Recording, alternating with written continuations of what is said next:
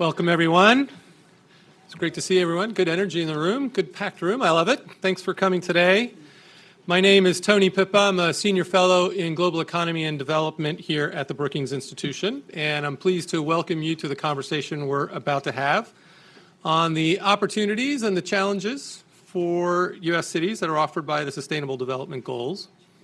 Before I go any further, I want to thank our co-sponsor for this event, Carnegie Mellon University's Heinz College of Information Systems and Public Policy, and my personal collaborator and co-conspirator, I don't know where she's at, Ambassador Sarah Mendelson, who's a distinguished professor there and heads up Heinz College in Washington, D.C.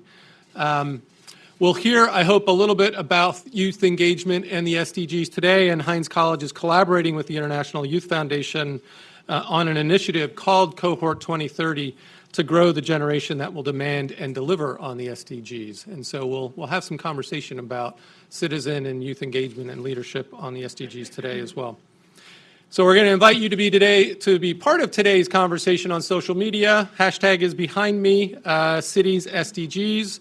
You might also have seen a blog posted a little earlier this morning on future development, which helps sets the stage for today's conversations.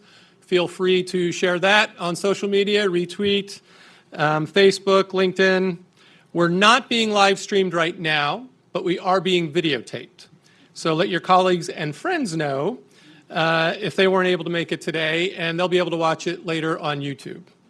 The way today's program will go, we'll have some opening remarks by Amy Liu, then we'll have a panel discussion with city leaders and experts from New York, Los Angeles, and Pittsburgh, and then we'll open it up to you around 3 o'clock for your questions and comments and have you continue with us in the conversation. So before I turn to Amy, just a word about the SDGs and to sort of set the context. Now, these were collectively agreed in 2015 by the world's nations. So they reflect national commitments to end poverty, achieve economic prosperity, reduce inequality and injustice while promoting environmental sustainability and tackling climate change. Wide-ranging, ambitious agenda, 17 goals, 169 targets, all to be achieved by 2030. And they're national. They're set at the national level. They're measured at the national level. And in fact, there's a goal within the SDGs that recognizes cities, but it's really an ask of national governments to acknowledge the importance of urbanization. What we're here to talk about today, though, is cities themselves taking on this agenda and what it might mean for U.S. cities in particular. So to do that and to set the stage, I'm very pleased to turn to Amy Liu to help us do that. You have her full bio in the packet that you received coming in, but she's Vice President and Director of the Metropolitan Policy Program here at Brookings, the Adeline M. and Alfred I. Johnson Chair in Urban and Metropolitan Policy. Suffice it to say, she's one of the nation's leading experts on cities. She has long experience translating research and insights into action on the ground, working directly with public and private leaders in cities and regions throughout the country. So I'm going to turn to Amy for her thoughts on cities and the SDGs.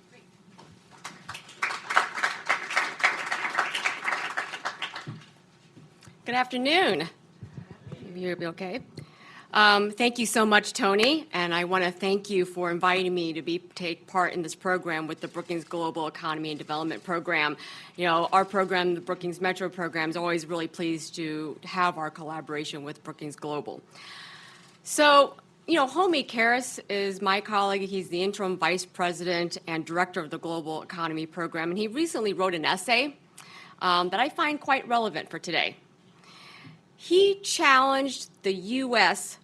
to be the world leader in advancing the UN Sustainable Development Goals. This is noble, and it is right. The U.S. ought to be the place. It ought to stand for an economy that increases opportunity for everyone and is good for the environment. However, U.S. global leadership on these core values is currently in doubt. If the assumption is that such leadership must come from Washington. Now, the good news is that our forefathers were smart and they built a nation rooted in democracy and distributed governance. And today, our cities are leading the charge on solutions to promote new technologies, address racial equity and inclusion, provide safe harbor for immigrants, facilitate global trade and relations, finance and modernize our infrastructure, and ensure safety and resilience in the face of climate change. Now, our cities are leading the charge not because they are powered by a national government that recognizes them.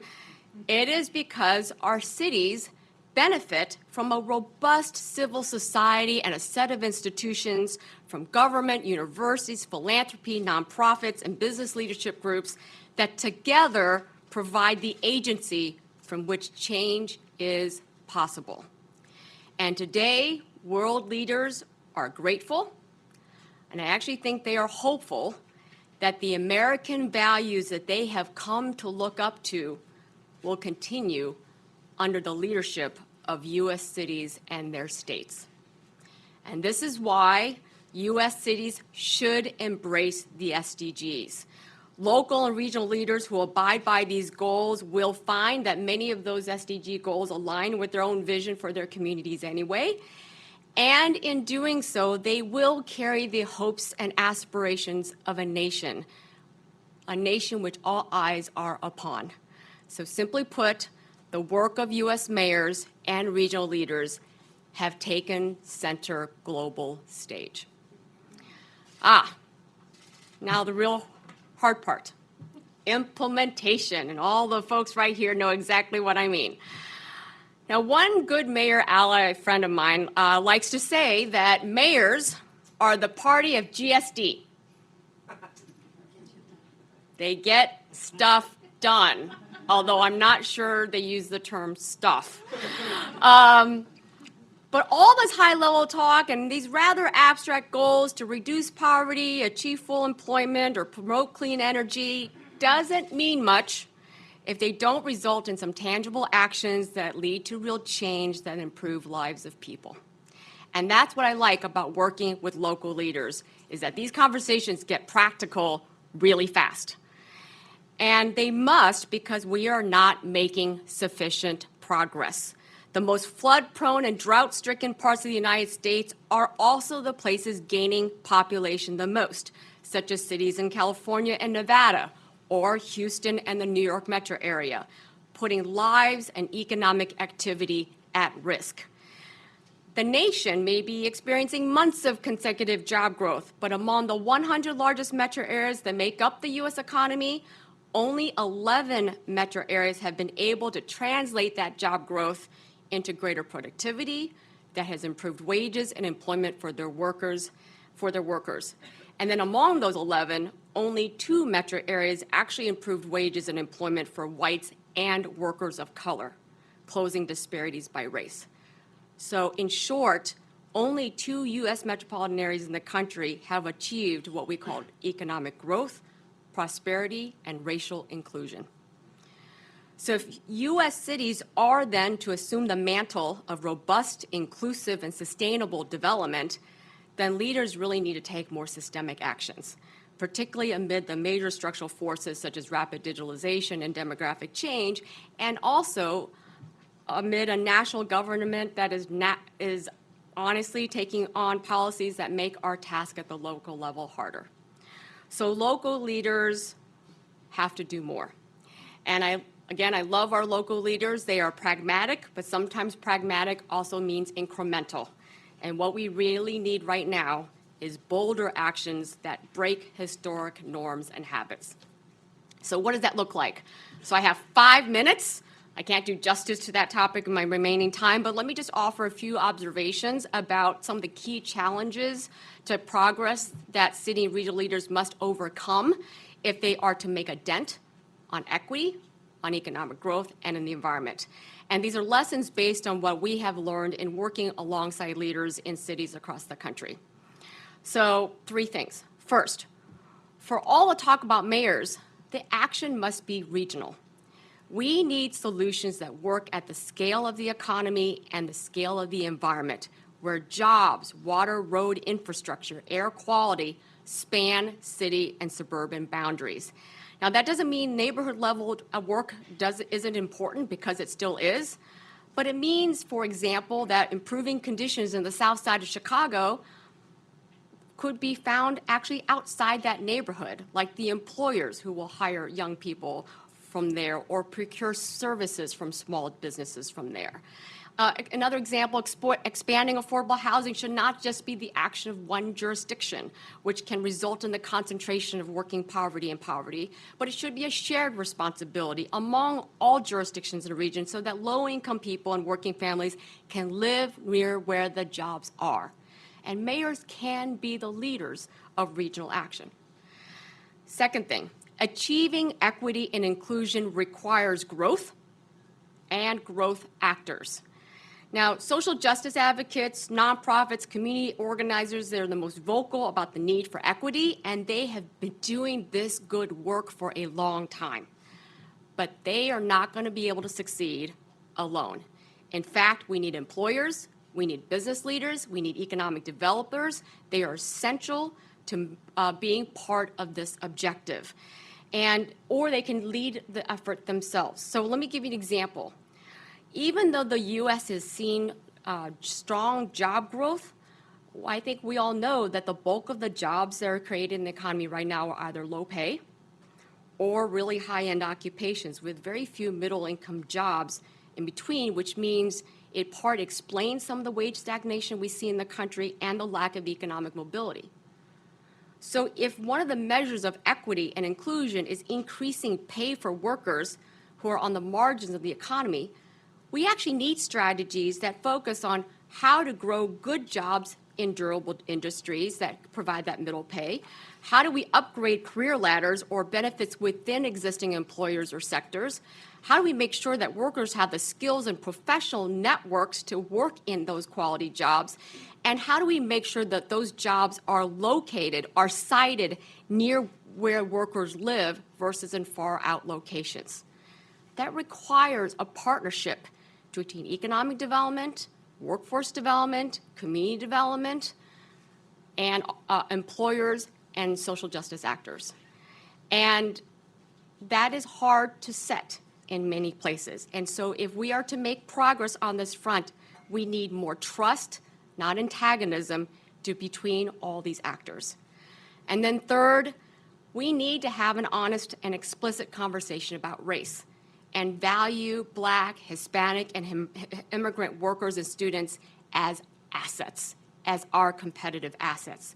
We live in a knowledge economy that demands talent, and that was one of the big lessons out of the Amazon search for its headquarters, that workforce matters. And we have to acknowledge that our workforce is rapidly diversifying, with the majority of school-age children being children of color. So the future workforce, the people who are going to power our industries, they're going to start our companies, they will be multiracial and multi-ethnic. But we have to be honest that we still have conscious and unconscious bias that still pervades our systems and our structures that inhibit our ability to build that talent pipeline. And this week, our program actually released a report authored by Andre Perry, Jonathan Rothwell, and David Harshbarger that found that homes in majority Black neighborhoods are valued 23% less than the equivalent home in a majority white neighborhood.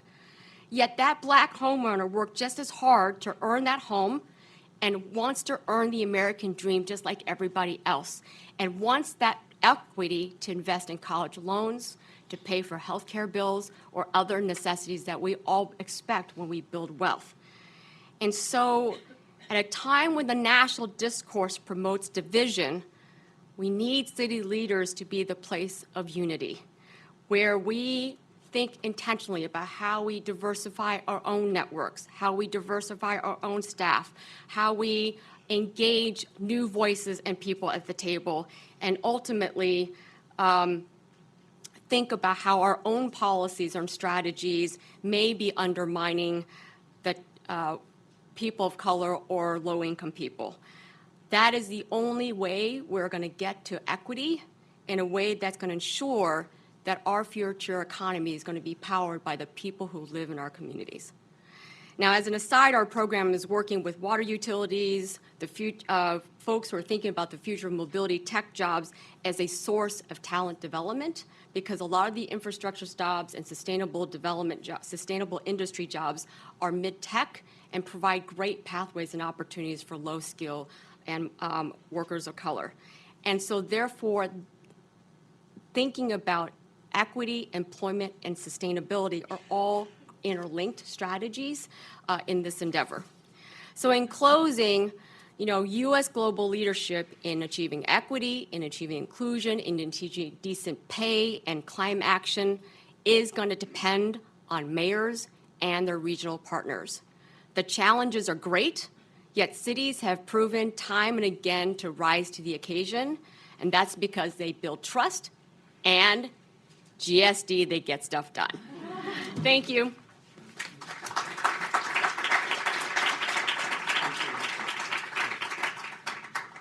So I'd like to ask our panelists to come up and join me at this time.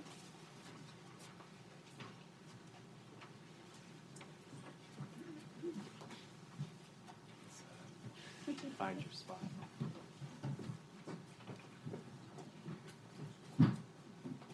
So thanks for those inspirational remarks, Amy. And that's what we're here to build on, is the leadership that U.S. cities and regions can provide in achieving the kind of vision that Amy laid out for us, and how it's consonant actually with the global vision that was agreed to in 2015, and how that global vision can help reinforce the work that mayors and regional leaders and others are doing on the ground. We have 4 panelists, and I'm really pleased to have them representing different parts of the country with us today. Again, you have their full bios, so I'm just going to give you the brief highlight of who they are, and then we're going to jump into a conversation that builds off of Amy's remarks. So immediately to my left is Penny Abewardena, who's the New York City Commissioner for International Affairs, where she leads the city's global platform for promoting its local goals for a more just and accessible society. Before joining Mayor de Blasio's administration, Penny directed girls and women's integration at the Clinton Global Initiative and was also at Human Rights Watch, Funding Exchange, and Drum Major Institute. Next to her is Grant Irvin, who's the Chief Resilience Officer and Assistant Director for the Department of City Planning at the City of Pittsburgh. Before that, Grant served as the Regional Director for 10,000 Friends of Pennsylvania, which is a statewide sustainable development policy organization, and he's also been at the Pittsburgh Community Reinvestment Group. Seated next to him is Ambassador Nina Hachigian, who's the first ever Deputy Mayor for International Affairs appointed in Los Angeles. Nina knows her way around the global stage, having served as U.S. Ambassador to ASEAN and has also been at the NSC, in addition to having been at the Center for American Progress, RAND Center for Asia Pacific Policy. And Karen Lightman is Executive Director of Metro 21 Smart Cities Institute at Carnegie Mellon University. Karen helped start and led the Electromechanical Systems and Sensors Industry Group, and has been ranked by EE Times as one of the top 25 women in tech. She has wide-ranging experience in research, development, and deployment of smart city solutions. So Nina, let me turn to you first. As Amy just laid out, part of this will depend on a local vision and achieving a local vision. Did I say Nina or did I say Penny? You said Nina, but oh my gosh, I think I meant to say Penny. I'm sorry. I was going with well, I'm going to turn to Penny first because New York really came on the scene first in the work that it was doing through One NYC and its own local city strategy. And yet you took on that local city strategy and you did it before the SDGs actually were adopted, but recognize the overlap with the SDGs. So tell us the story, and now Mayor de Blasio talks eloquently about being committed to the Sustainable Development Goals, committed to the types of things that Amy was just talking about. Tell us the story of how that happened and why, and what the city gets out of that engagement, that sort of local global. Sure. How do I turn this on?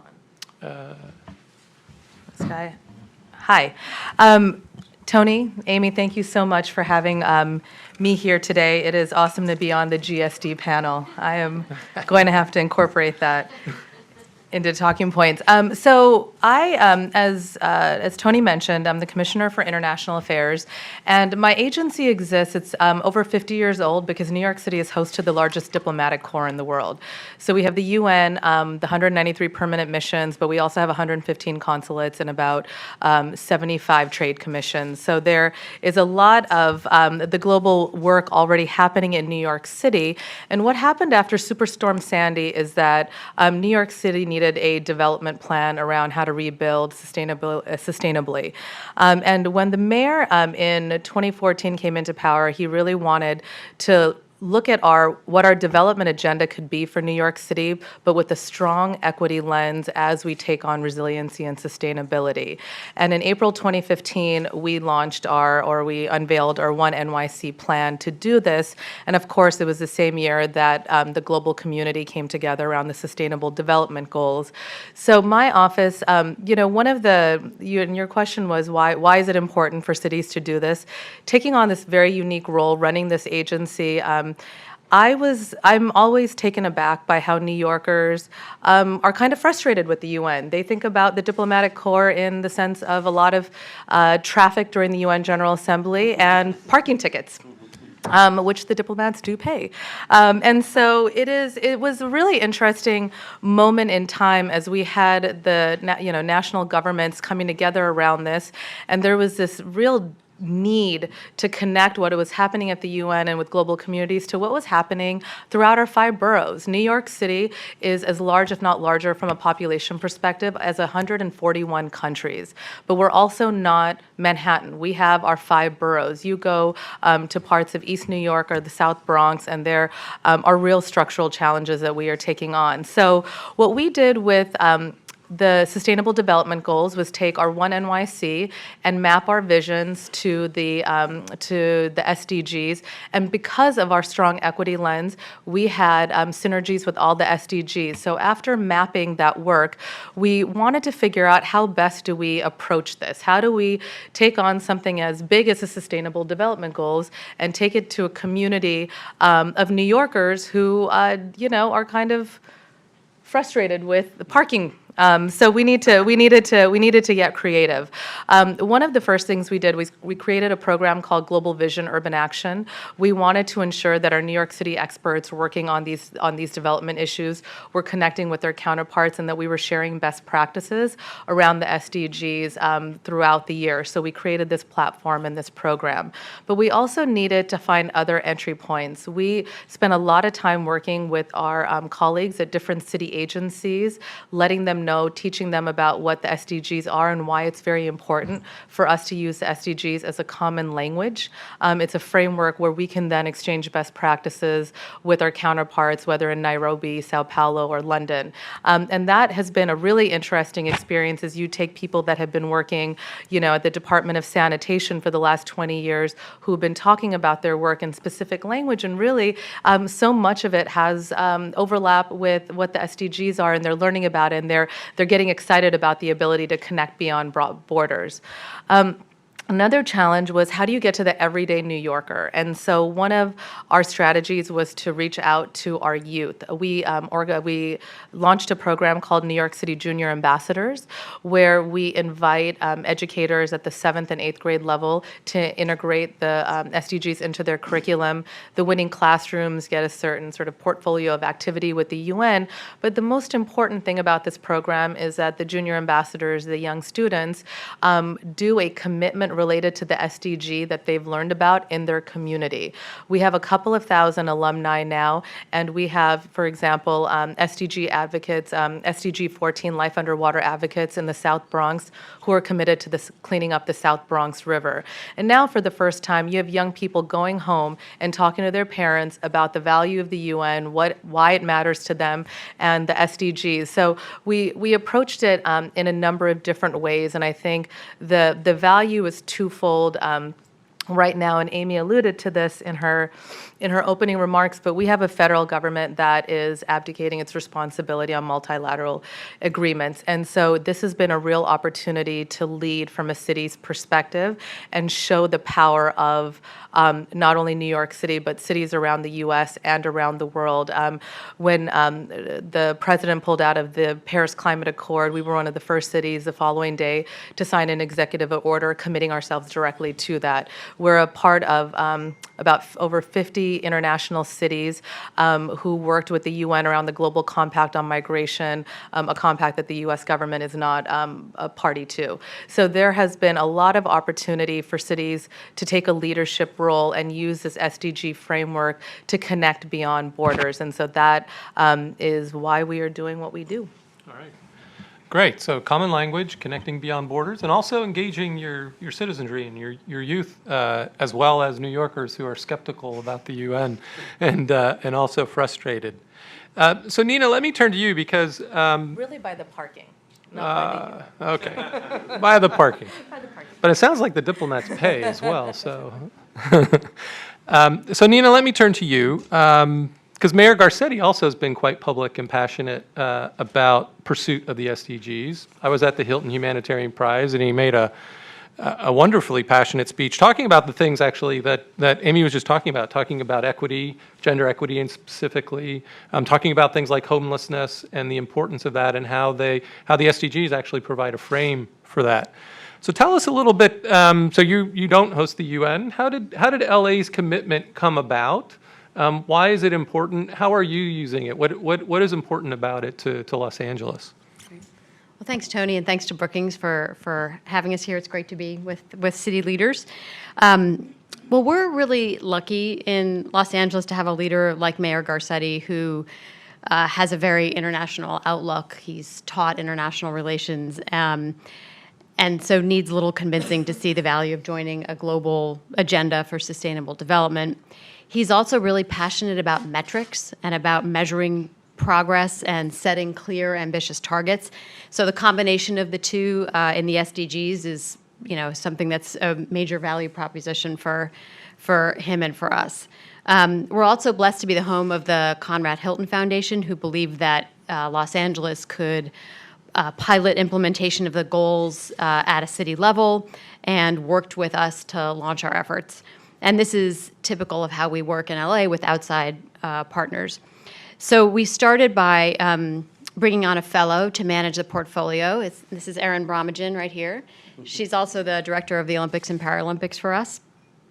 And at the beginning, actually, this is how we thought about it was, we're going to get the Olympics in 2028, and this is 2030. So how can we measure our progress toward the Olympics and the Paralympic Games through an SDG kind of framework. But we partnered with a lot of local institutions, Occidental College and a number of other universities, and they were critical in helping us to map the student engines, city plans, policy, data, and our budget that work that we'd already done to the SDG framework.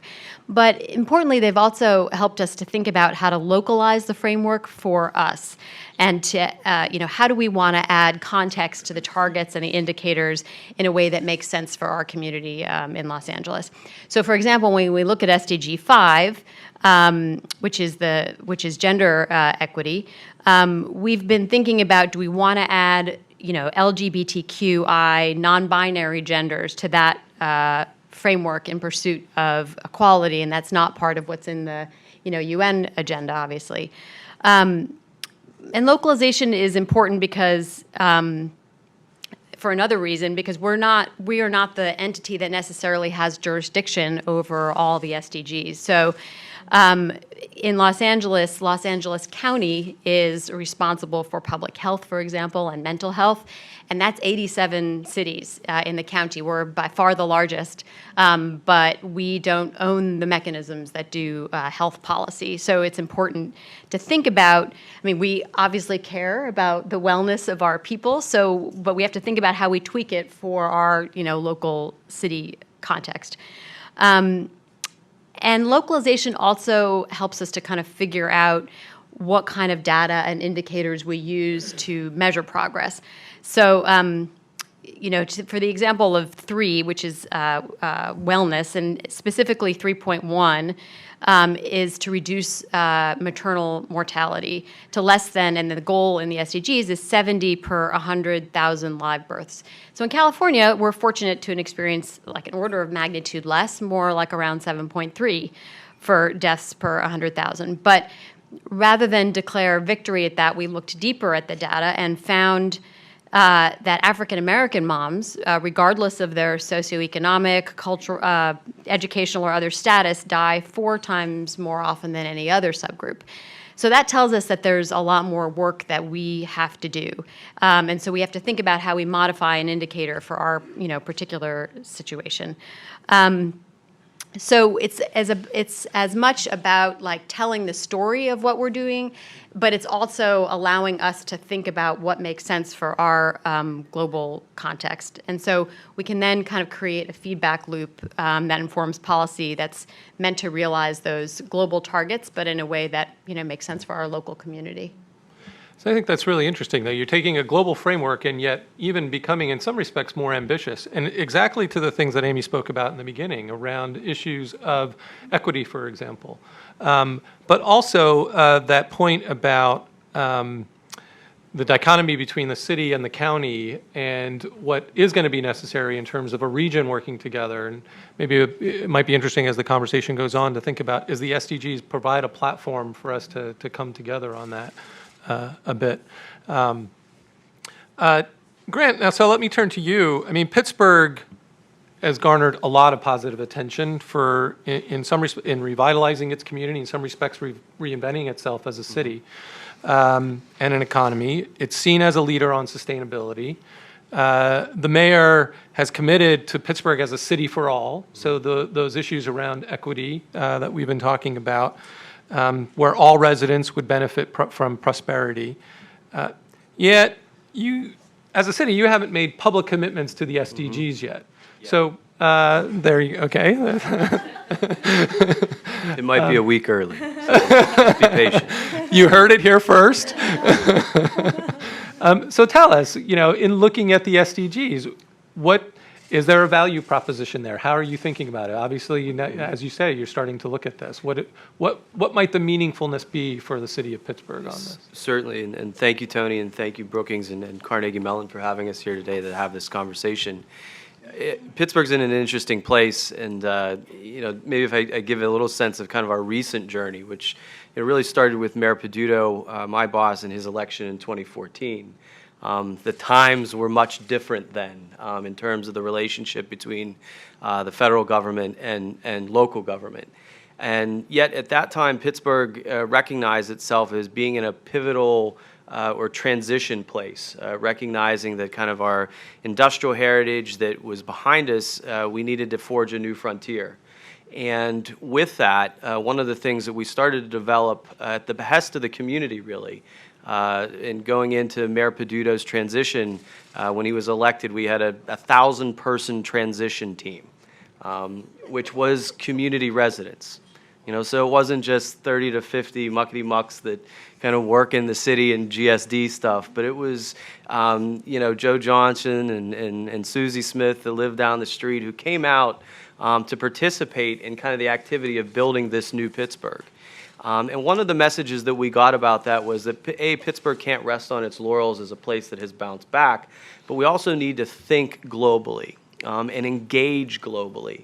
And with that in mind, one of the things that we started to do as an administration was to look for opportunities to engage with other cities. And part of that came to us in the form of our engagement with the Rockefeller Foundation's 100 Resilient Cities Initiative. And kind of a quick plug, our bosses went to mayor's school together. So so what I'm going to say here is there's a couple linkages that we have. There is mayor's school. So with that partnership with cities like New York and the global network that the Rockefeller Foundation helped us bring together, we started to think about the city's shocks and stressors. So in the first kind of development of a resilience strategy. So thinking about what are the things that could be the immediate negative impacts or shocks that could kind of pull the carpet out from underneath of us, but also what are those slow-moving, long-standing stressors that impact day-to-day operations, but we kind of endure and we deal with. And we started to speak this language of resilience. Sustainability was kind of the it term, and I became the city's first sustainability director, and they were like, we want you to take on this new funny title of Chief Resilience Officer. And with that, it allowed us to kind of broaden our perspective beyond just the environmental aspects of sustainability, but really start to think about risk.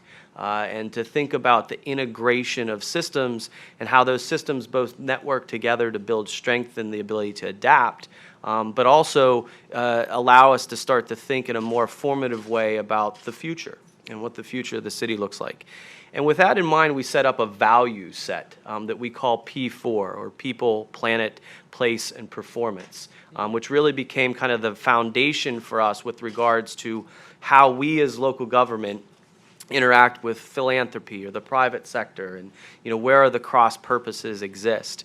And we went through this journey of developing the resilience strategy and a resilience assessment of where these shocks and stresses exist for us, but also where do those networks exist for us to build the capacity, because local government can't do everything by themselves. And with that in mind, we understood where our weaknesses are. And one of the key things that we came across was fragmentation. And effectively, those inabilities of sectors to work together and that fragmentation erodes the wherewithal of local government to act proactively. And with that, now we have started to find these intersections. And one of the key things that we found also was that at the core of that fragmentation led to the exacerbation of inequities. So those systemic issues of racial inequality or gender inequalities were baked into the system. And even though that we were all trying to steer the ship to address them, the reasons and the systems that were built 40, 50 years ago prevent us from effectively affecting change. So with that, we worked to create the city's first underlying measure of inequality, called the Equity Indicators, through a partnership with Rockefeller and the City University of New York. So that partnership is part of a 5-city cohort based on a lot of the work that was pioneered in New York City. And that gave us the first insights in terms of where we're truly inequitable. And with that process, it gave us a lens in the resilience strategy that we had developed, but to start to shift and pivot resources, which is leading to the creation of our One Pittsburgh Prospectus, which is effectively 45 key projects that could build the resilience of the city. And then a little kind of head release, we're developing a fund called the One PGH Fund. So we kind of pilfer a little bit off of our friends in New York about some of these titles. But the idea, though, is effectively to find ways in which to encourage collaboration, build those networks, and then proactively and strategically address those issues.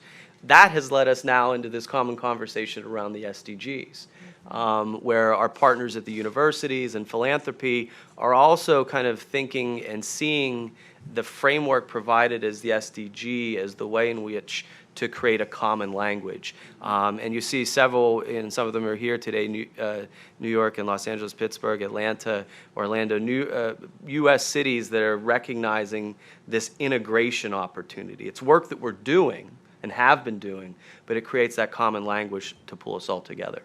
Great. That's great. So again, common language, also the platform to engage with other cities.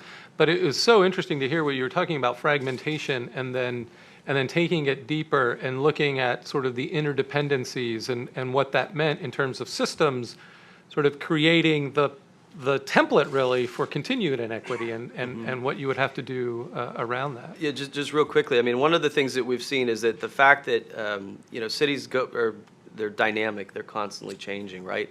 But many times our systems and our institutions aren't changing to reflect the current challenges that we face. So in many cases now, we're asking ourselves, how do we modernize or create new structures to address today's challenges? So Karen, let's go to the GSD. You work with Pittsburgh and other cities to help them bring people and technology and policy together to improve the quality of life for their residents. And so listening to this discussion and based on your experience, give us your take on the SDGs as a platform for accelerating progress. It is a big, ambitious, wide-ranging agenda. But is it also a platform for innovation, and how do we think about it? That's great. Well, first, I want to thank Sarah, who's way in the back, but thank you for bringing me here. And Tony, obviously, thank you as well. And I'm humbled to be listening to all the great thought leadership that at this table. So I'll do my best to address this issue. So I'm with Carnegie Mellon University, which is also in Pittsburgh, and I'm with Metro 21, which is our Smart City Institute on behalf of the university. And we see things like it is a system of systems. We see, so a lot of the work that we originally did in smart cities was about transportation. And so, okay, great. So you've affected, you're using robotic and AI and machine learning to help with traffic flow. So we have a technology now that's quite commonplace, but it was built and developed and started at Carnegie Mellon. And so you're reducing traffic by 40%, and it's improving air quality by 30% or whatever the percentage is. But if the road is full of potholes, and if there's a water main leak, and there's no electricity, and there's a landslide, and the air quality is bad, and somebody doesn't have skills, and we're in a transportation desert where they're living one place, and you can not get to where their jobs are, that's not a smart city. Right? So you can, right? So if you're thinking, and you're not improving quality of life, maybe for that sole driver that's at the stoplight, you're improving that person's quality of life. And there is, great work being done in that area. But I know the work that we do at Carnegie Mellon, and because we have such a great city of Pittsburgh and a great partnership with the city of Pittsburgh, we actually have a memo of understanding with the city of Pittsburgh as well as with the county and our airport. And the whole idea is about partnership. So we take the technology that's being developed, researched and developed at Carnegie Mellon, we match that with the challenges, the problems, the real world issues. And then there's this sweet spot in the middle where we have innovation and we use technology to overcome these challenges. But it's not like a magic wand that you just hit and use technology and boom, everything's taken care of. No, it's iterative. So it's also, okay, we have this great machine learning algorithm, but we don't know where we're using it for, improving, I don't know, your search engine or something. But at a city, they may not really understand what that means. So it's because they're dealing with potholes and landslides and infrastructure and all these other challenges. So it's very iterative and collaborative, and it's messy sometimes, and it also takes a lot longer, I think, sometimes than we all want to admit. But the partnership, the open communication, collaboration, and Carnegie Mellon has a history of that. And my alma mater as well, Heinz College, the public policy school, has a history and a partnership with the city, with the mayor. And so that's helped lay the groundwork for the work that we do that, we were talking earlier, I printed out a cheat sheet because I actually don't know the 16 plus sustainable development goals.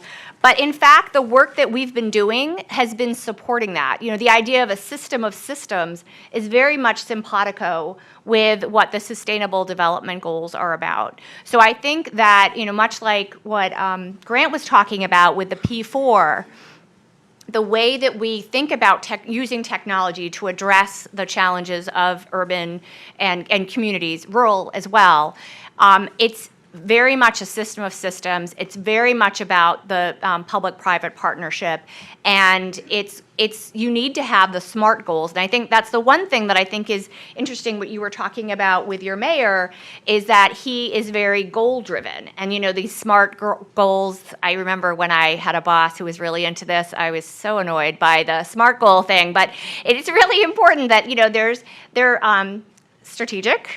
measurable, articulated, realistic, and time-bound. And so what I think is unique about the work that we do at Carnegie Mellon is it's all about data. And it has to be good data. You can't have garbage data, because if you put garbage in, you get garbage out. But I think this is very much, again, it's consistent and simpatico with the SDGs, is that if you have a relationship with a city of Pittsburgh, for example, where we're all about improving performance and it's measurable performance, you need to have data. So we're big believers in open data as well. And it's a partnership. So actually at the University of Pittsburgh, there's a center, it's called the Western Pennsylvania Regional Development Center, and it's funded by foundations primarily, including the Heinz endowments. And it's the whole idea that the data, it's a repository, it's like a portal, and it's open. And what's really interesting, and you can all Google it, I think it's wprdc.org, but I might have gotten that wrong.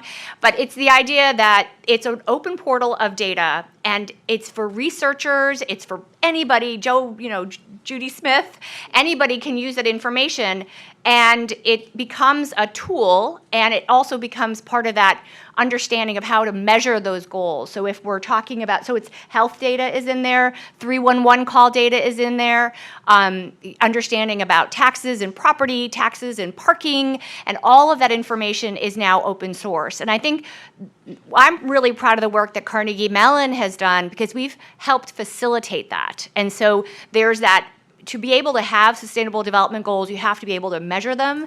And I'm really confident that the work that Carnegie Mellon has done to help have this philosophy of open data will help in setting them, achieving them, and measuring them. Great, thanks. So Nina, let's stay on that. Well, both the partnership piece, which Karen was just talking about, because that's been also part of what has been part of LA's experience, but also that specificity around goal setting. So, that's one thing that's actually been really helpful in terms of the SDGs globally. It's really provided an impetus to make pretty significant progress on some tough development challenges globally. But it's not necessarily always the way in which we think about, development in the US, and there's political risks to it. So your mayor's made, for example, a very public, specific, time-bound, that smart goal around ending homelessness. But what are the upsides and the potential downsides of doing that? And that to me seems like one of the potential powers of the framework itself. It's great to get your comment on that. Yeah. Sure. So a couple thoughts. First of all, I think it is the power of the framework, especially for cities who don't already have this culture of measurement. But I really feel like this gets to why elected officials enter public service to begin with. So for our mayor, it's about delivering value to our residents. And if you don't measure progress, then you can't know whether you're actually doing the work. And if you don't set ambitious targets, you don't know whether you're really doing as much as you could be doing. So it does, I think, require a culture shift.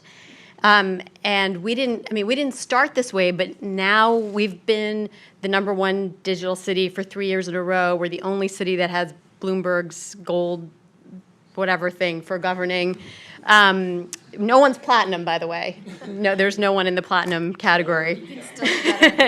But let me just give you a few examples of the kinds of things that we started with. And I think, I didn't start at the beginning of his administration, but I think it seems as though there's been a big culture shift since then, and departments are starting to take this on and realizing the value of it for their own sake. So he came to office, and there was common concern about the city just being dirty.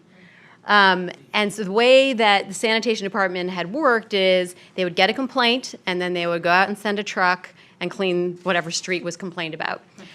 And instead, we decided to measure every single street in the city of Los Angeles, however many thousands and thousands of miles that is, with a 1, 2, or 3 grading of cleanliness. And the sanitation department was took this on to do. And we now report that data every quarter. And we found, not surprisingly, that it was the cleaner neighborhoods and streets that were the ones complaining the most. And we found, in fact, that in the poorer neighborhoods, that it wasn't just dirtier, it was like toxic level dirty. There had been toxic dumping in places that we didn't know about. And so we've now gone from a system where we were responding to demand, which we have to do sometime, to being much more analytical and now being able to be proactive.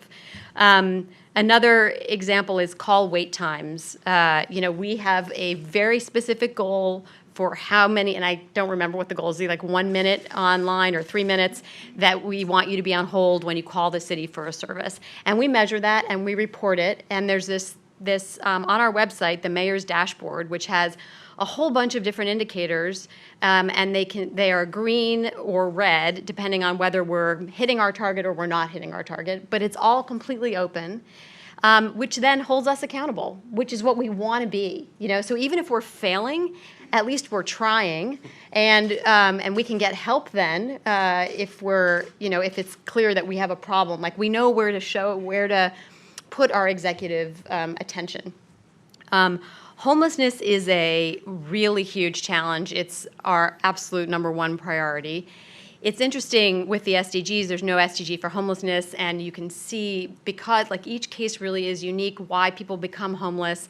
I mean, it often is a combination of not affordable housing and trauma, but not always those things. But you can look kind of across the SDGs to see all the different, interdependent variables that can lead to homelessness. But we do have a really comprehensive program now. It's not perfect, but we've got one and we're making progress, and I'm happy to talk more about it at some point. But an important thing that when Mayor Garcetti announced that we were going to begin doing this work on implementing the SDGs, he made the point that they're not about development in some faraway place, that they're about our development, and that we shouldn't be judged on how many Michelin-rated restaurants we have, but about whether everybody has enough to eat, in our city. And so he's always good at bringing that kind of global message down to Los Angeles, which is important in terms of, communicating to the populace why we're engaged in such work. Great, thanks. So Grant, let me turn to you, because we were talking about fragmentation, and I'll also say that one of the revolutionary things about the SDGs at the global level was the inclusion of Goal 16, which is around equity, inclusion, rights, and access to justice and violence. Mm-hmm. And Pittsburgh has just recently experienced a real tragedy. Mm-hmm. Amy's opening remarks, really encouraged us to talk directly about race. Do the SDGs offer anything there as you're thinking about what the city's response is to the issues that underlie there? How do you think about that? The one thing we haven't really talked about yet is some of the more difficult parts of the SDG agenda around that. So, yeah, I think one of the things, two ways to kind of talk about that. And you're right, we just dealt with a major tragedy. We just dealt with a major tragedy in Pittsburgh as a result of, a lot of different issues. You could take it from a gun control lens. You could take it from an anti-Semitic Semitic lens.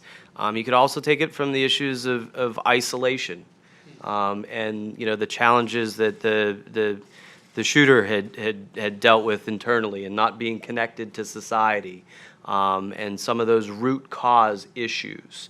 Or you could take it from the fabric and the response of the community in terms of the integrated nature. I mean, one of the things that incident at Tree of Life, which was a shooting at a synagogue, for folks that were not familiar with the incident that Tony's addressing,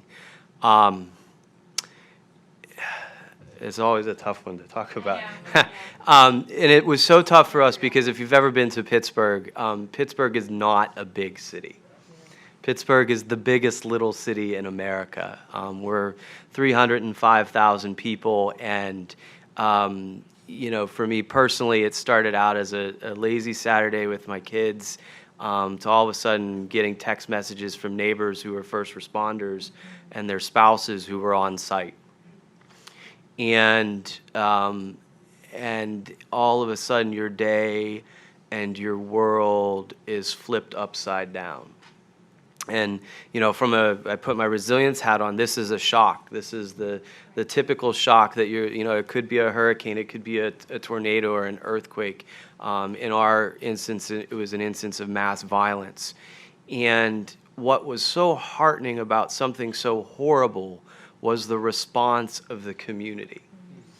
And while we were being tried in a really dark hour, I was on an email chain from friends that I play soccer with, many of which who live a block away from the synagogue. And it was the immediate response of, we care, and how are you, and are you okay? And then the subsequent hours and days afterwards, everything shifts, and the mayor, to his credit, and our county executive, Rich Fitzgerald, it was their neighborhood. And we're on site immediately and tending to the families. And I think what is good, if you could find something good out of a bad situation, was the response. And that speaks to how do you address, again, kind of that, I talked about fragmentation. It's overcoming boundaries and barriers that are built into society in order to respond to a tragedy. And cities and communities are measured by their ability to respond. Because what we know is that events such as that are inevitable. So there's the lessons that you can learn. How can you respond better? How do you strengthen and change systems to adapt and be reflective? What are the policy changes that are required? So while they're dark and they're deep, they also provide kind of learning opportunities for us. And I think in those instances, again, why the SDGs are so attractive to cities are that we are the point of delivery. So if you're going to try to attempt to address the goals and meet the challenges set up by the SDGs, you're going to need a local government or a community to help you root the cause and to understand what the solution is.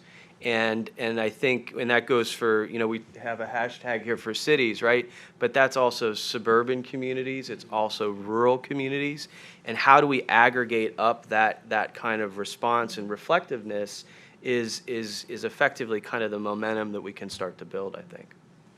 That's wonderful, and thank you for sharing that. I know it's not easy, but that sense of community and community resilience with the community coming together, no matter how that community is defined, and that feeds into sort of the community and then to a larger global movement. And what you were just saying about cities delivering as well speaks, Penny, a bit to a step that New York actually took this summer, which was to become the first city to say, here's what we're doing on the SDGs, here's what our contributions are, and reporting it back out to the world, and doing that within the context of the United Nations. So it'd be great to hear why take that step. What did it mean for New York, and what are you hoping going forward out of that?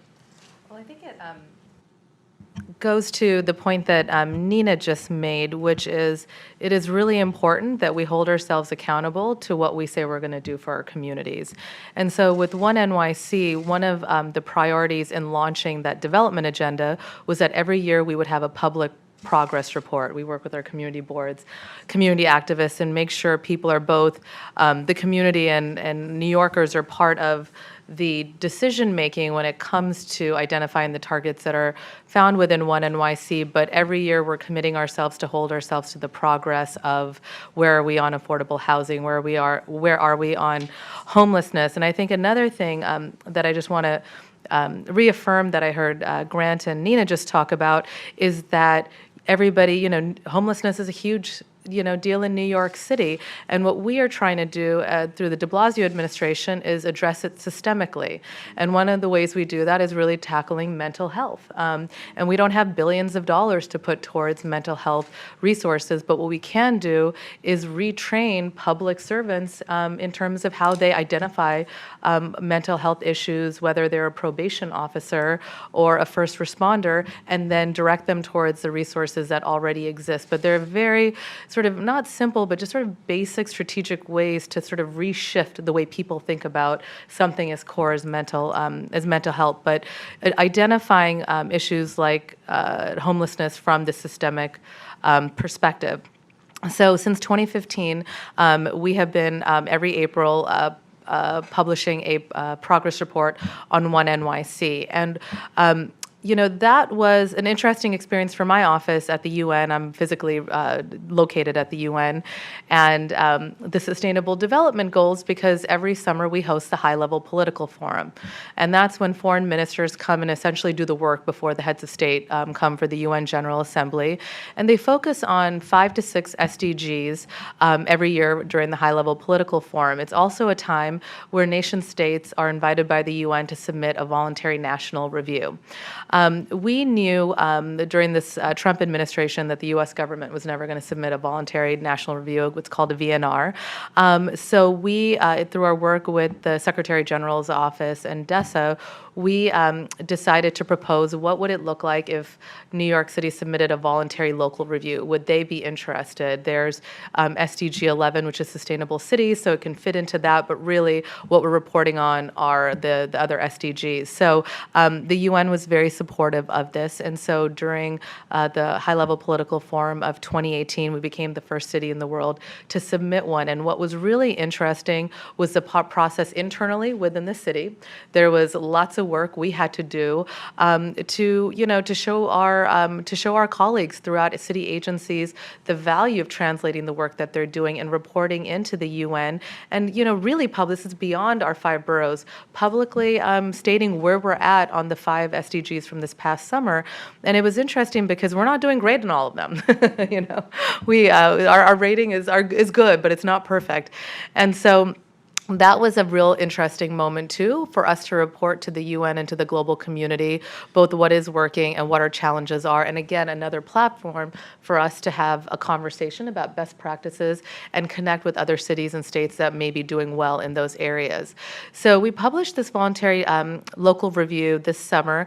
And what's been interesting in the last couple of months are the conversations we've been having with cities both domestically and internationally, because it's now a tool. One of the bits of pushback I get is, of course, New York City should be doing it. You're New York. You host the UN. And there's you have an agency.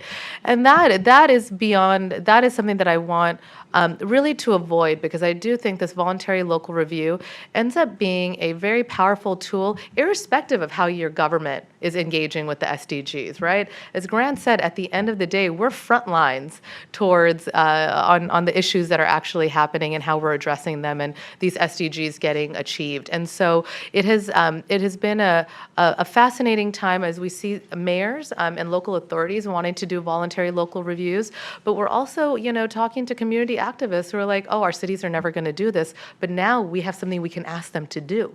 And it's based around the framework of the SDGs. And so we are really excited as New York City and as part of this larger, coalition of cities that want to engage on the issues that impact our community and recognize, I think, domestically in particular, that our federal government is just not going to show up on these issues. So the VLR is a really interesting, I think, next step in this SDG framework, best practice exchange model, I think. Great, thank you. So I want to turn to you now. You've been patient through the stories that we've told from here. So time for questions. If you have a question, so I've got one right here. So a few requests. Please introduce yourself so that we can maximize the time. Please be short. Try to keep it to one question, and I'll take a couple of questions before we engage the panel. And remember that questions end in a question mark.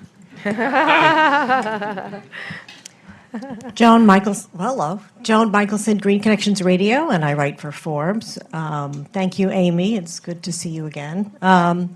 I have frankly, a personal connection, full disclosure, to all of your cities. I'm a native New Yorker, and I spent many years in Los Angeles and have family in Pittsburgh. So it's just kind of an interesting experience. But one of the things that I ran into in running the marketing of the LA mass transit system, for example, is you talked about personal localization. Well, there's, in some ways, it's micro-localization because every population has a different need and needs to hear a different story and has a different metric.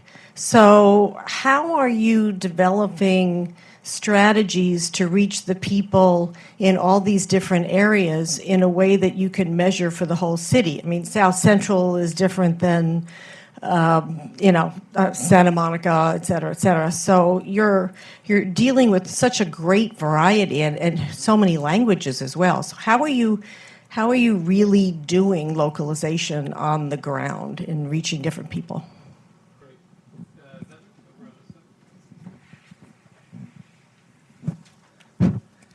Hello, that is loud. Hello, everyone. Thank you so much for your presentations today. My name is Pamela Collins, and I'm at Conservation International. You've represented some really great progress on a lot of different sort of social justice infrastructure types of challenges within the SDG framework. What I'd be curious to learn a bit more about is if your cities or, CMU are thinking about, goals 14 and 15, life on land and life on water, in the sense that healthy functioning ecosystems sort of underpin a lot of the other objectives that have been discussed today. Great. So the environmental system is really The issue of inequality runs across a number of these platforms, and I'd like to know, and there's an evolving thought that you can wrap around services for education, job training, health, social, other issues in housing. Are any of the programs you're doing in any of your locations fostering that kind of a delivery system? Great. Thank you. Karen, why don't I turn to you on the micro, and we can also hear from someone else on that as well. But given that it was also around, how do you make sense of all this data?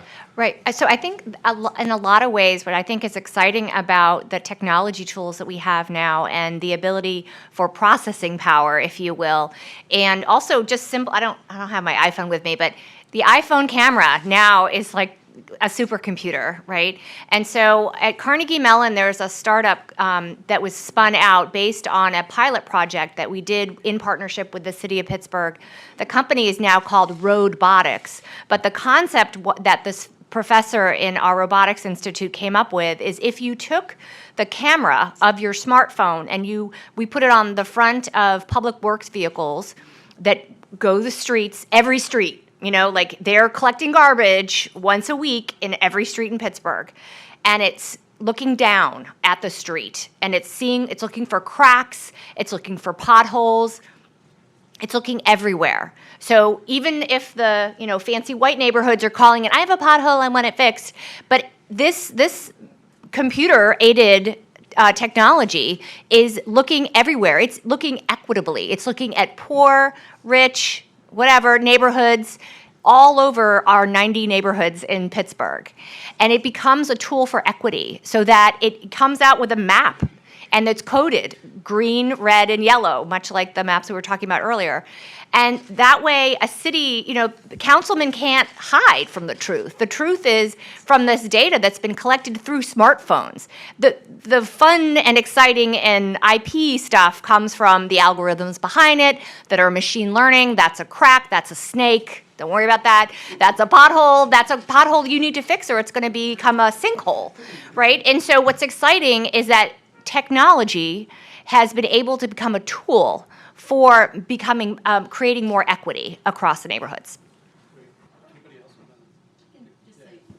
So I think it's a great question. But when you think about it, the SDGs were created by the entire world.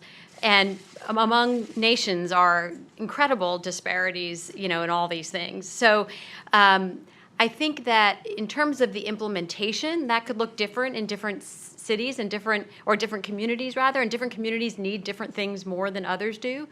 But I think in terms of just a measurement tool and gathering the data, that part of it I think is, fairly the same. It's just that some parts of the city are going to have tree canopy and the other won't, and therefore you need to put more trees in this neighborhood.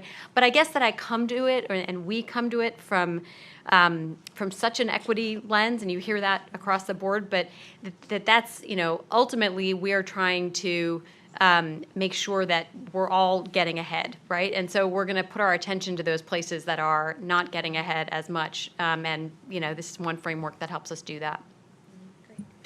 The environmental sustainability question, Grant, do you want to take a shot at that? Certainly. One of the things we've done is regard to 14 and 15, concurrently to the development of our resilience strategy, we also developed the third generation of the Pittsburgh Climate Action Plan. And which are traditionally, as cities do these types of plans, they have been mitigation plans, or how do you reduce your carbon impact. So you're taking an emissions inventory and you find ways in which to reduce that through the building, energy, and transportation sector. But two new chapters that we incorporated was a carbon sequestration as well as a food chapter. And the purpose being was, one, to think about local food systems and kind of vehicle miles traveled and how do we buy local, create local, et cetera. But really the idea of using carbon sequestration and kind of that land component, and understand how we are using land in an equitable and accessible way. So one of the things, like many U.S. cities have incorporated, is a 10-minute walk to a park score. So that every resident in the city should be able to walk within 10 minutes to a park or a place of recreation and solitude. And that is now starting to drive land use decisions that we are incorporating, both for private development but also for public development. Where are parks located? How are they? What is the condition of those parks? Can we create green space? Can we reclaim vacant and abandoned land and repurpose it for public benefit? So those things are starting to drive a lot of the decision making that we're doing with regards to both planning as well as the allocation of land. With regards to below water, one of the things that we've done as well, in part because of our friends at the U.S. EPA, like many U.S. cities, were under a consent decree with regards to violations to the Clean Water Act.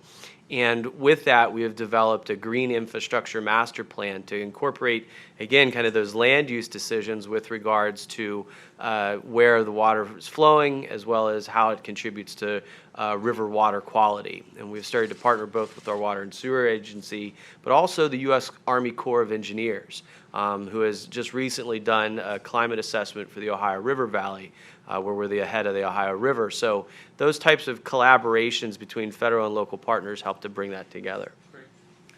Yeah, on this one thing to note is that we mapped our One NYC development agenda to the SDGs. One NYC stemmed from our experience after Superstorm Sandy, which cost New York City trillions of dollars, and I think we lost about 70 or 80 people during that horrific event. So we were able, I think, to map sort of successfully to the SDGs because of our strong equity lens as we looked at the strategies around sustainability and resiliency. But I will say again, we were one of the first to commit directly to the Paris Climate Accord. Now there are about 400 U.S. cities that have committed to it, but we've also developed a policy plan in terms of how we're going to achieve that we have publicly shared with the global community, and something that we are essentially adding to that work related to how we're going to achieve the Paris Climate Accords is a focus on climate accountability. And New York City, along with London Mayor Sadiq Khan, have launched the Global Divestment Network. And we have divested about $4 billion from our pension funds. And we are from the 5 big fossil fuel companies, and we're reinvesting that money into clean energy solution companies. So this focus on climate accountability, and we're also suing the fossil fuel companies for the damage that was done during Superstorm Sandy. So we are deep in SDG 14 and 15. And who wants to comment on the inequality question? There's I don't. Grant, do you want to? I'll comment on anything you want me Okay. to. Tony. All right. So yeah, I think the issue is related to housing, right? You know, one of the big things that we have focused on, and I think why housing has become a critical issue in all American cities. I think whether it's with issues of supply or lack of supply, but predominantly around the issues of affordability. And two things that we have done. One specifically is to find ways in which to allocate more resources to create a greater supply of affordable housing. And we recently, through Pittsburgh City Council and leadership by the mayor, we created the Affordable Housing Trust Fund, which now creates a new source of resources that we can allocate to help the development of additional supply of affordable housing. But the other thing that has been really interesting for us, which is a confluence of multiple SDGs, is the issue of energy burden. In Europe, they tend to call it fuel poverty, but this is effectively one of the most critical issues of existing housing stock, where we have found that one of the major challenges that people are facing is the ability to meet those monthly utility bills.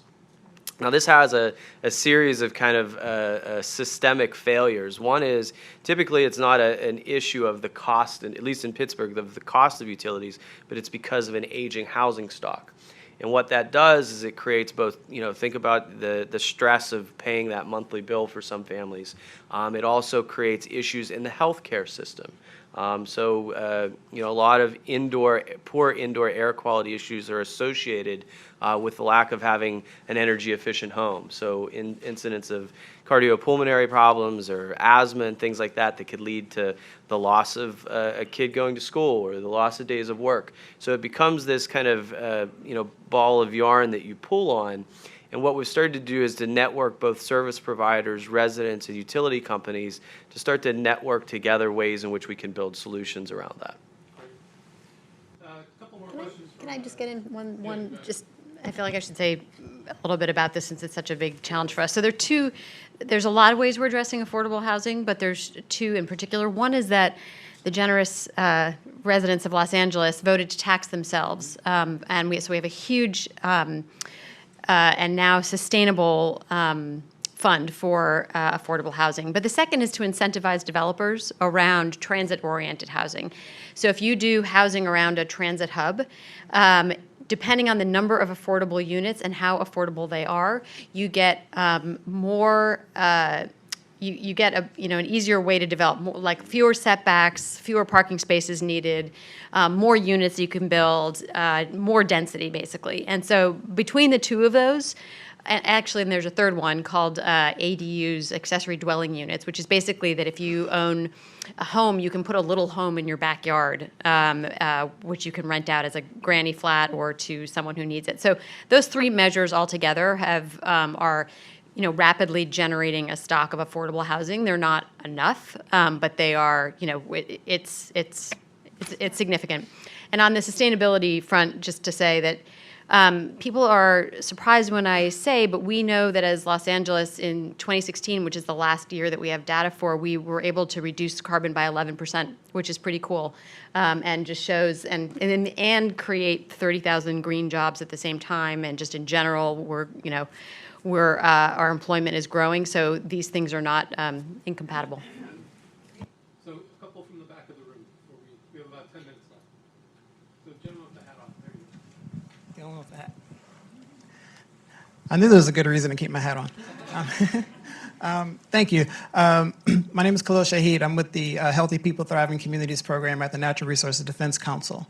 And so my question, I hope I'm not too long-winded, but the concept of sustainable development came about through a very long discussion, debate at the international level that many institutions and the general public in the U.S. were not engaged in for the most part. We were not involved in that conversation. And I feel like we're now skipping ahead and jumping to data, and we're focusing on reaching data points. And Amartya Sen, the economist, reminded us that you could improve health and education quality in a well-run prison if you did it right. So just reaching the data point alone, isn't really gonna, doesn't really hold the meaning. And so the concept of sustainable development was needed, required, because our current path of development was both unjust and unsustainable. And so where is this conversation at the city level for changing the path of development? And how are we acknowledging that the very path of development that cities are under are driving the affordability crisis in housing? And how does this make us question that and transition to a different framework? And a second part to that is what's really innovative about the SDGs is the ability or the way that the SDGs force us to rethink and to really integrate the focus on the built environment with social development and social outcomes, which we tend to regulate to a set aside, which is the way that we treat affordable housing. It's a set aside, but it doesn't really influence the mainstream housing market in our cities. We want to keep that growing. So that's my question. How does this influence the overall development discussion and trajectory of cities? Thank you. Yeah, I'm Howard Marks. I live here in the district. So my question is to the Deputy Mayor of Los Angeles, Madam Ambassador. You mentioned homelessness, and you invited actually members of the audience to ask you to provide more details, because I know my son lives out in Los Angeles. He loves it. He loves the restaurants there, by the way. And my takeaway from visiting out there is what's going on around the freeways, and when you have these tent cities all over the place. And I'm happy to hear that you're working on this, and I'd like to hear what progress you've made. Thank you.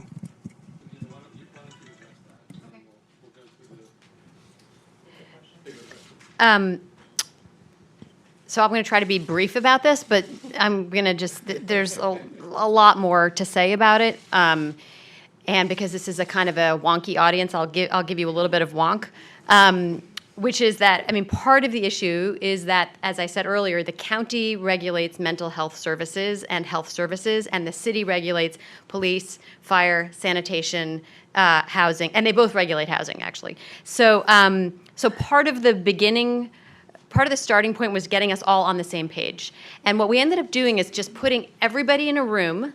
So there's representatives from all the departments, and they sit in a room every day, not 24 hours a day, probably 12 hours a day, and they together problem solve on homelessness. And so it's like a rapid response center, but there's sanitation there, police there, fire there, county mental health. So part of it was political, of getting everybody to be working together, and so that we sequence things in the best way possible. We have a program called A Bridge Home, which is to create temporary housing, but with all the wraparound services around it. So with mental health, with job retraining and counseling, substance abuse counseling if necessary. And we have created a fund where all the 15 council districts get around $4 million to create one of these shelters, and if they don't use it, it goes back to the general pot, and someone else can use it. So that has created a lot of political incentive around creating these shelters. But we're getting a lot of resistance about where exactly we're putting the shelters. So once we locate a shelter, then, our mayor Garcetti endured like a 4-hour town meeting in Venice with just people screaming at him because of where we had decided to locate a shelter. And from our point of view, we're like, well, wouldn't you rather have people inside a shelter and being taken care of as opposed to outside and, wandering the streets? So anyway, we're working through those issues, but everybody in the government level is very committed and very firm on the fact that we have to do this crisis shelter housing, while at the same time, we're doing all this building of affordable housing that I mentioned earlier. So it's a 2-track approach. As you can see, we don't have it in a soundbite yet, which is, part of the issue, but we've done one and we have cited about 4 or 5 more. The one is working extremely well. We already have people who've moved in and then out of it to permanent housing. So it's a complex problem, but we've got our hands on it, I think, in a way we haven't in a long time. So this question about the larger question of sort of unjust and unsustainable development and the paths and the policies of how development occurs. Who wants to risk taking that on?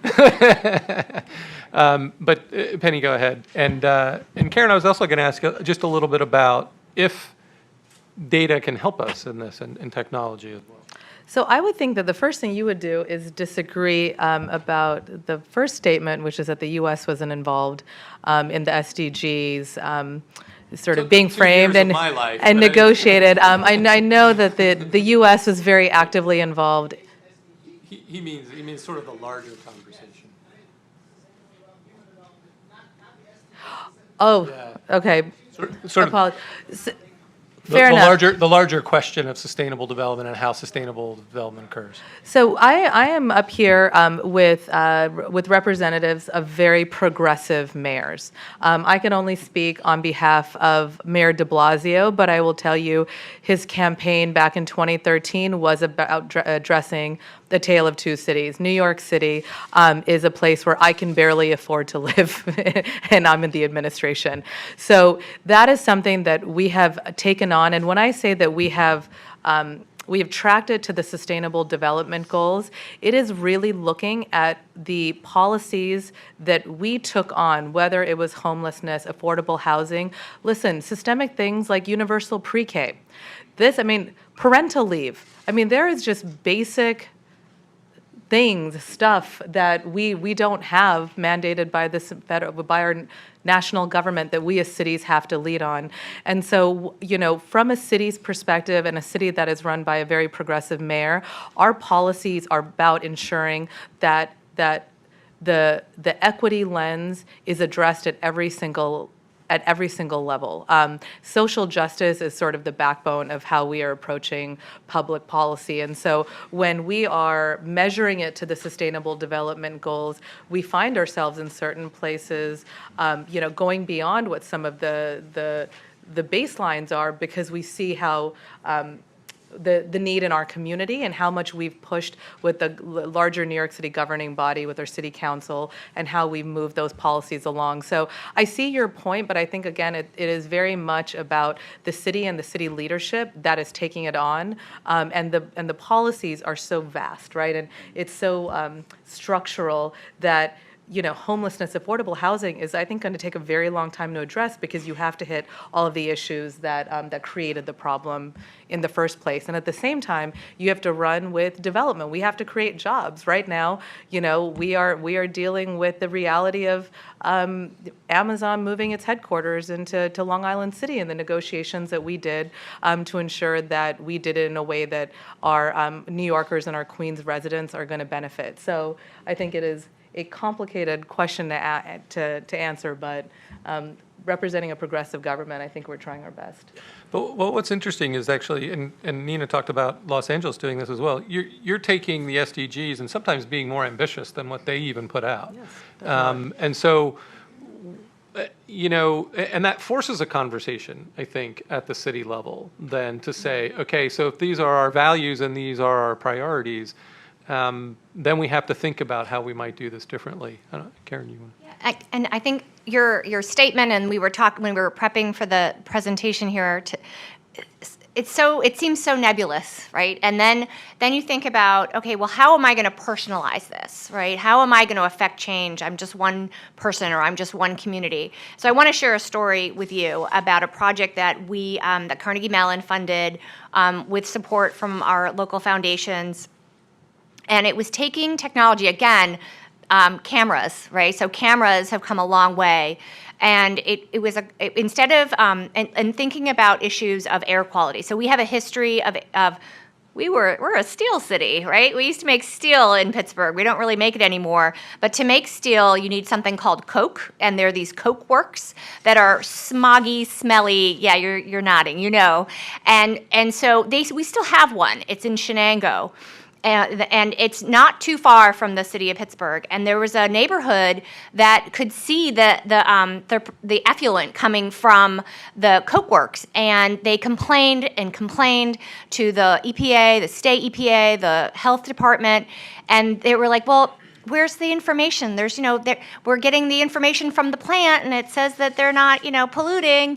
And so what they did is they set up cameras. This is with researchers at Carnegie Mellon, set up cameras looking for 24/7, 365 at the Coke Works, and for the whole year, and was able to graphically show the particulate matter coming out of the Coke Works.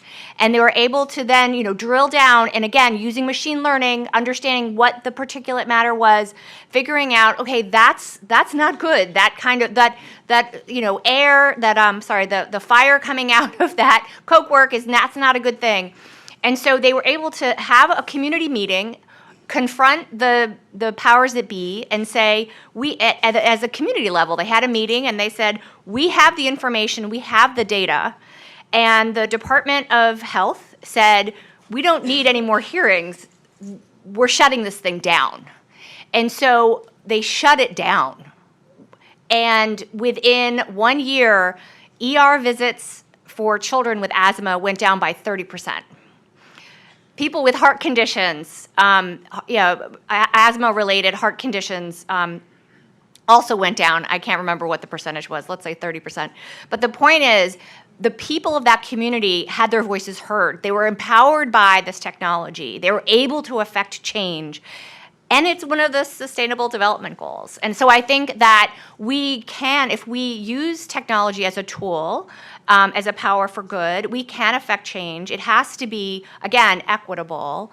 And so little by little, I think we can make a dent towards these Sustainable Development Goals. And I think, again, that's the power also of data, but also of the targets that are in the goals themselves. So, Grant, I'll turn to you because I know you wanted to comment on this, and then you can wrap this into your final comments as well, because we're at time, and I'll give everybody else a chance to. Great, I got 45 bullet points I want to hit here. Now, just to relate it to the gentleman's question, and it's a good place, I think, to wrap up, actually, is that cities around the world are dealing with three major tectonic challenges. You have globalization, you have climate change, and you have urbanization. And it's these three trends that are, I think, fundamentally shifting the need for response from cities and the need to not just be progressive, but to be proactive. And what's happening is that we're up here on the stage here, but there are networks of cities that are being formed more and more often because they're being called upon to respond, and the traditional tools that were in the toolbox are no longer there, whether that's a state, federal, or provincial government. So we've been forced to start to network together in order to find common cause and common solution. And it's within that, though, that you get these frameworks that have been created. And, whether we were at the table in the beginning or not, I think one of the things that we start to find ourselves in is the need to find basically a framework of continuous improvement. Like from a sustainability standpoint and a resilience standpoint, there is no end state. You're not going to get to the nirvana of sustainability, but it's a pathway of finding how do you continuously adapt and improve. And while goals are definitely important to the attainment of that progress, the challenges are going to shift, and the needs to find ways in which to respond are going to shift. Likewise, the partnerships are also going to have to be agile in their response to that. So for us, it has become that framework of sustainable development that allows us to see our cities on this path of continuous improvement. So it might be the issues of housing or of affordable pre-K. How are we continuously finding ways in which to improve our cities and improve, the opportunities that all of our residents have before them? Thanks. So I want to give anybody a chance for 1 or 2 minutes, but we're a few minutes over time already. So Okay. So I want to thank you all for a very lively and robust conversation. First off, I want to thank our panelists for both their leadership and their expertise and their willingness to take on an ambitious, a global, yet something that has real efficacy locally framework. So I want a big round of applause for our panelists, and I know.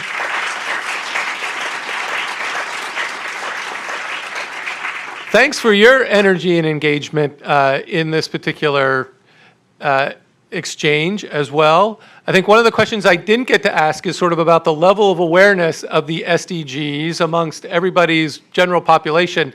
I can tell from this room that the level of awareness is really high. So thank you for that, and take that back and create demand in your own neighborhoods and your own communities for what the SDGs can bring to you locally. So thanks very much for being here.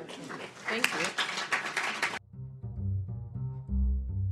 Thanks for watching. Be sure to like and subscribe for more videos from Brookings.